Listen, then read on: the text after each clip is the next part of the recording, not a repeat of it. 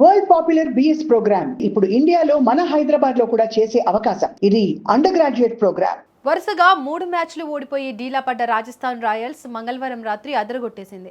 Lucknow super Giants తో జరిగిన high voltage మ్యాచ్లో 7 వికెట్ల తేడాతో దుమ్ము రేపింది.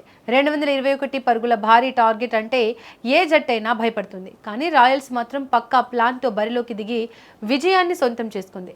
గాయం వల్ల పరాగ్ ఆడకపోవడంతో యశస్వి జైస్వాల్ కేవలం బాధ్యతలు తీసుకున్నాడు. ఈ మార్పు రాయల్స్ కు బాగా కలిసి వచ్చింది. టాస్ గెలిచిన లక్నో బ్యాటింగ్ కు దిగింది. ఓపెనర్లు మిచెల్ మార్ష్, జోష్ ఇంగ్లీష్ ఆరంభం నుంచే బౌండరీల మోత మోగించారు. స్కోర్ బోర్డు పరుగులు పెట్టడంతో 250 పరుగుల మార్కు ఈజీగా దాటేలా కనిపించింది. అయితే రాయల్స్ బౌలర్లు చివరి ఓవర్లో పట్టు బిగించారు. బ్రిజేష్, సందీప్ శర్మ కట్టుదిట్టంగా బౌలింగ్ చేయడంతో లక్నో 220 పరుగులకే ఆగిపోయింది. మార్ష్ సెంచరీకి దగ్గరగా వచ్చి అవుట్ అవ్వడం ఆ జట్టుకు పెద్ద దెబ్బే అని చెప్పాలి. ఇక ఛేజింగ్ లో రాజస్థాన్ బ్యాటర్లు వీర విహారం చేశారు. ముఖ్యంగా వైభవ్ సూర్యవంశీ ఆటే హైలైట్. స్టార్టింగ్ లో నెమ్మదిగా మొదలుపెట్టిన వైభవ్ క్రీజులో కుదురుకున్నాక ప్రత్యర్థి బౌలర్లను ఉతికి ఆరేశాడు. ముఖ్యంగా మయాంక్ యాదవ్ వేసిన ఒకే ఓవర్లో 29 పరుగులు బాదడం మ్యాచ్నే మార్చేసింది. 10 సిక్సర్లు 7 ఫోర్లతో 93 పరుగులు చేసిన వైభవ్ సెంచరీకి దగ్గరగా వచ్చి భారీ షాట్ కోసం ట్రై చేసి అవుట్ అయ్యాడు.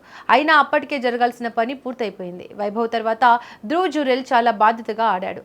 38 బంతుల్లో 53 పరుగులతో నాటౌట్గా నిలిచి ఫెరీరాతో కలిసి టీం విజయంలో కీలక పాత్ర పోషించాడు. 19.1 ఓవర్లలోనే 3 వికెట్లు కోల్పోయి లక్ష్యాన్ని అందుకున్న రాయల్స్ ఇప్పుడు పాయింట్ల పట్టికలో 4వ స్థానానికి దూసుకెళ్లింది. 13 మ్యాచ్ల్లో 14 పాయింట్లు సాధించిన రాయల్స్ తన చివరి లీగ్ మ్యాచ్ గెలిస్తే చాలు ఎవరితోనూ సంబంధం లేకుండా ప్లే ఆఫ్స్లోకి వెళ్తుంది.